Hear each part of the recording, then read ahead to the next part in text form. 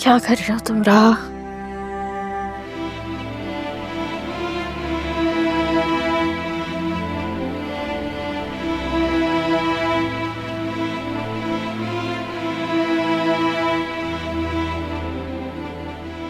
तुम्हें पता है अरमान,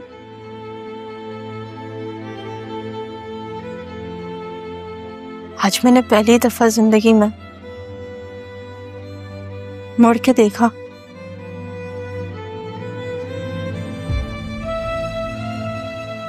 क्योंकि मुझे जरूरत थी तुम्हारी।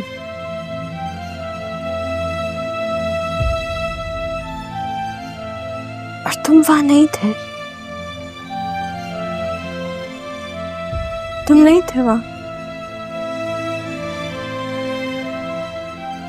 तुमने झूठ कहा मुझसे। तुमने अपना वादा पूरा नहीं किया।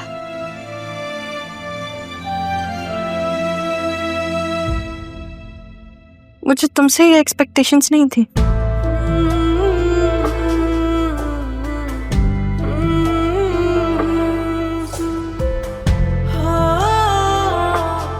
मेरी जिंदगी है तू।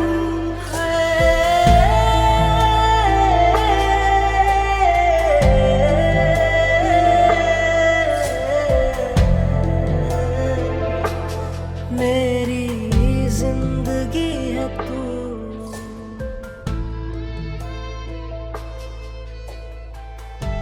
इंसान को अपने टूटने पर ही अपनी ताकत का अंदाजा होता है।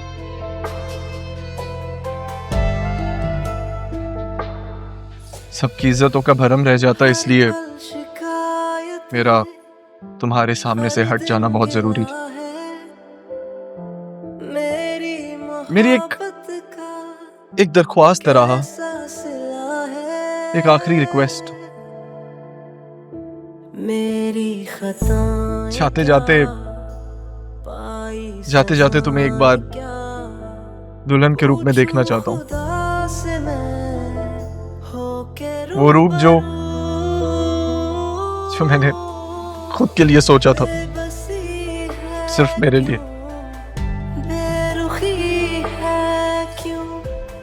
बस आखिरी बार अपनी झलक दिखा देना, फिर चली जा।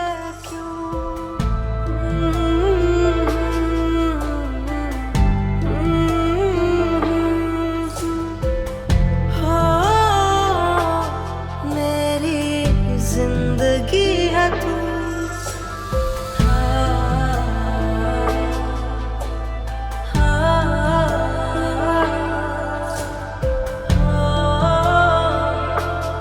मेरी जिंदगी है तू।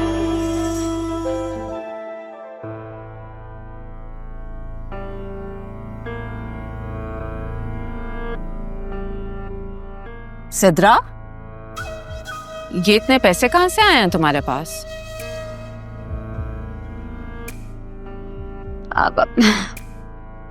अम्मी, ये काशिफ ने दिया था मुझे। कह रहा था कि तुम्हारे बैग में ऐसी गड्डियां होनी चाहिए। तुम तो कह रही थी कि काशिफ मुल्क से बाहर गया हुआ है। हाँ, तो अभी थोड़ी दी है। मेरे बैग में काफी टाइम से ही है। सिद्रा, माँ से झूठ मत बोलना। क्या हो गया अम्मी? अब मैं झूठ क्यों बोलूंगी? मुझे सच में काशिफ ने दिए। उसको मेरा ख्याल है ना, वो मुझसे शादी करना चाहता है, इसलिए। और आपको तो पता है, मैं शुरू से ही ऐसी लाइफ चाहती थी जिसमें कोई भी परेशानी, किसी भी चीज़ की कमी ना हो। इंसान को ना आगे बढ़ने के लिए अपने स्टैंडर्ड सेट करने चाहिए, तो इसलिए खुद को बदलना है ना। और अब आप देखें ना,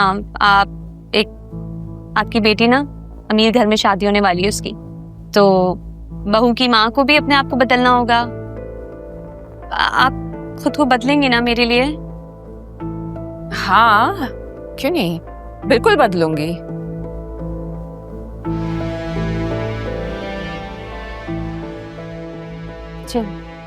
thank you so much.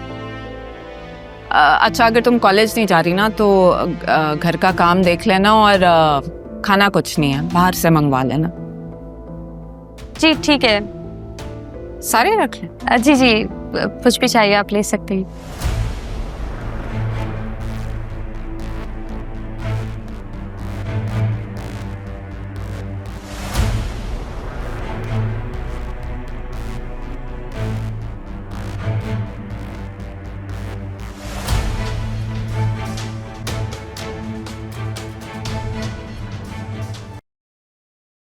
Khalda, जी? राहा को देखा है? कहीं दिख नहीं रही, कमरे में भी नहीं है। वो तो सुबह ही चली गई ऑफिस।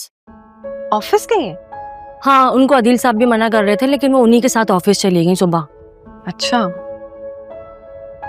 चलो ऐसा करना, दोपहर में जब अदील साहब और राहा के लिए खाना भेजोगी ना, तो मुझे बता देना, मैं खुद ले जाऊँ। जी बेहतर।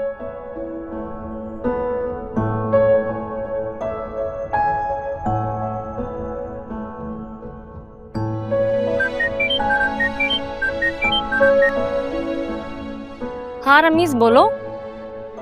क्या? ये तो बहुत खुशी की खबर है।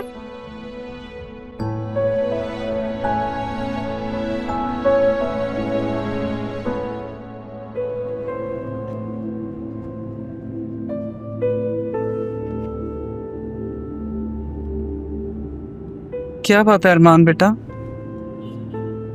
हम ही दिन बदले हैं हमारे, और ये जो दिन बदले हैं ना, इनके लिए दिन रात मेहनत की है मैंने। और ये जो लॉटरी सिकंदर हयात के नाम की निकली है, वो दरअसल मेरी माँ के नाम की निकली। दिल करता है चीख चीख के सबको बता दूं कि मेरी माँ को उनका जायज हक मिला है। अब वो जैनब बी नहीं रही, मिसेस जैनब सिकंदर हयात बन चुकी हैं। हयात खानदान की बहू। लगता है आसिया बेगम साहिबा की बातें दिल पे ले ली हैं तुमने। एक बात कहूँ अरमान बेटा, कुछ लोगों की फितरत ही ये होती है, उनके सामने आप जितने मर्जी अच्छे बन जाएं, सोने के बन के आ जाएं, वो अपनी फितरत से हटकर बात को समझ नहीं सकते। वो चंद दिन तो बदलने का ढोंग कर सकते हैं, लेकिन आखिर में वहीं आके खड़े हो जाते हैं जो उनकी फितरत का खासा होता है। और आसिया बेगम भी उन्हीं लोगों में से हैं, इसलिए उनकी बातों को अपने सर पे मत सवार करो। अगर सर पे सवार कर लोगे तो जो तुम्हारे कांधों पे जिम्मेदारियों का बोझ है वो कैसे उतारोगे? और अगर उनकी बातों को दिल में जगह दे दी तो दिल में सुकून के लिए जगह नहीं बचेगी। आपकी यही बातें अम्मी मुझे हिम्मत नहीं हारने देता। चलो फिर माँ की ये बात भी मानो कि गाड़ी ध्यान से चलाओ।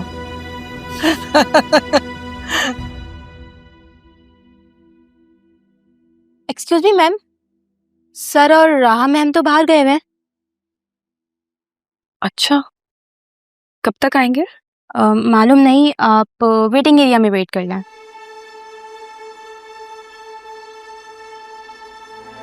मैं अदील की बहन और राहा की मदर हूँ। ओह सॉरी मैम, मुझे मालूम नहीं था। वो पहले भी खाना आप उनके रूम में वेट कर लें, मैं उन्हें इत्तला कर देती हूँ।